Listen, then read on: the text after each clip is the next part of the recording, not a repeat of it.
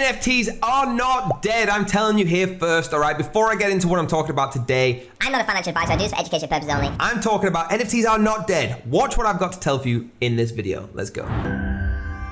So guys, what is an NFT? NFT means non-fungible token, which are generally created using the same type of program used for cryptocurrency. So in simple terms, cryptographic assets are based on blockchain technology. They cannot be exchanged or traded equivalently like other cryptographic assets, okay? This is why NFTs just simply will not die, like I said, okay? They're incredible. Like Bitcoin and Ethereum, the term NFT clearly represents it can neither be replaced nor interchanged because it is a unique property. So physical currency and cryptocurrency fungible, which means that they can be traded or exchanged for one another. So how does NFT work? Now that you've taken your initial steps in understanding what an NFT is, you should continue to learn about it in this article, simplelearn.com, and get down below the link in this video. It will show you that. Now, the majority of NFTs reside on the Ethereum cryptocurrencies blockchain, a distributed public ledger that records transactions. NFTs are an individual token with valuable information stored in them because they hold a value primarily set by the market and demand. They can be bought and sold just like other physical types of art. NFTs' unique data makes it easy to verify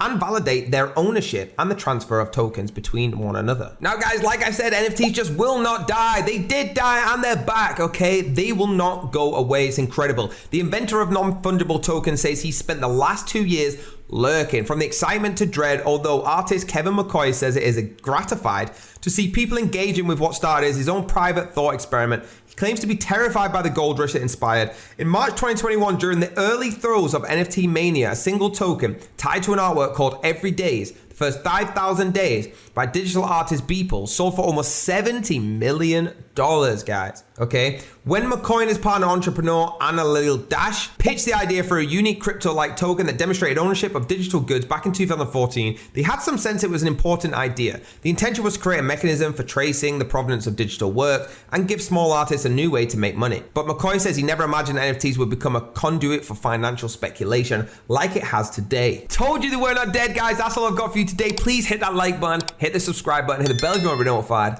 and I'll see you on the next video.